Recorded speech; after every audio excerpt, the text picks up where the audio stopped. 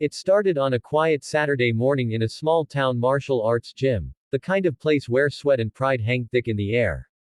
The mats were full, the crowd buzzing with energy. But none of them knew that the man who just walked in, wearing an old hoodie, jeans, and a quiet, almost distant stare, would change the atmosphere in seconds. His name was Jack Carter, a single dad, a quiet veteran, and a man who hadn't stepped into a fight in years. When the instructor called for volunteers to spar with the visiting black belts, laughter filled the room. "Hey, old man," one of the younger fighters joked, "you here to pick up your kid or test your luck?" Jack just smiled, shaking his head. He wasn't here to prove anything. He'd only come because his 10-year-old son, Ethan, loved martial arts, and Jack wanted to show support, even if it meant sitting quietly in the back while others showed off.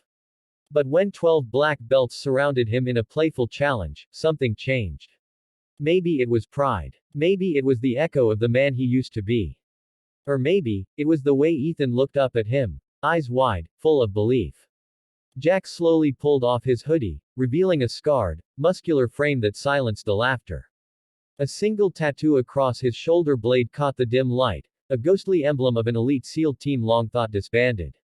"Sir," the instructor said softly, "you sure you're up for this?" Jack gave a small nod. "I'll be gentle," he said. The first black belt lunged. In a blur, Jack sidestepped, grabbed, and swept him down effortlessly. Gasps filled the room. The second came harder, same result. One by one, all 12 attacked, but Jack moved like a shadow, calm, precise, not out of anger or ego, but out of control and experience. He never struck hard, never hurt anyone. He was simply reminding them, and maybe himself, of who he once was. And then, the door opened. A woman walked in, tall, confident, with a Navy SEAL insignia stitched into her jacket. The female commander in charge of evaluating new combat instructors. She was there to assess the gym, but when her eyes landed on Jack, the color drained from her face. She froze mid-step, her clipboard trembling slightly.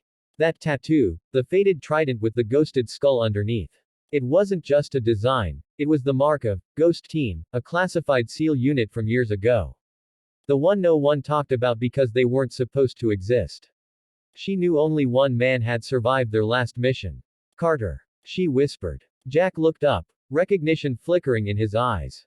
"Commander Blake." The gym fell silent. No one understood what was happening, but the air grew heavy. The commander stepped forward, emotion breaking through her composed voice. "They said you didn't make it. The mission in Kandahar, we all thought." Jack shook his head quietly. "I made it out. But not all of us did." Ethan ran up, clutching his dad's hand, not fully understanding why everyone suddenly looked at his father differently. Jack knelt, his rough hand on his son's shoulder. "It's okay, buddy," he murmured. Commander Blake swallowed hard. "You're the Iron Ghost," she said, almost in disbelief.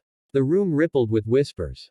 Some of the fighters stepped back, realizing the man they'd mocked moments ago wasn't just a veteran, he was a legend, a ghost story told among soldiers.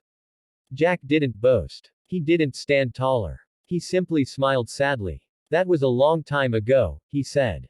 "Now I'm just a dad trying to keep his kid on the right path." The commander nodded slowly. "You always were the one who led by example." Later, after the crowd had cleared and the whispers faded, Commander Blake approached Jack again. She offered him a position, not as a fighter, but as a mentor for young veterans transitioning back into civilian life. "They need someone who understands what silence after war feels like," she said. Jack hesitated. He'd spent years running from his past, from the ghosts that followed him home. But when he looked at Ethan, he realized something. Maybe his son didn't need a perfect father.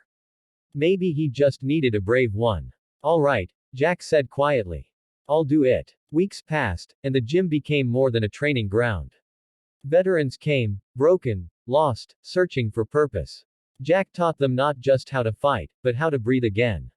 How to find balance in a world that had forgotten their battles.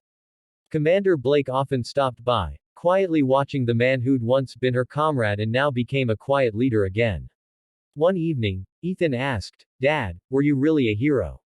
Jack smiled softly. "No, son. The heroes were the ones who didn't come back. I'm just someone trying to live in a way that would make them proud."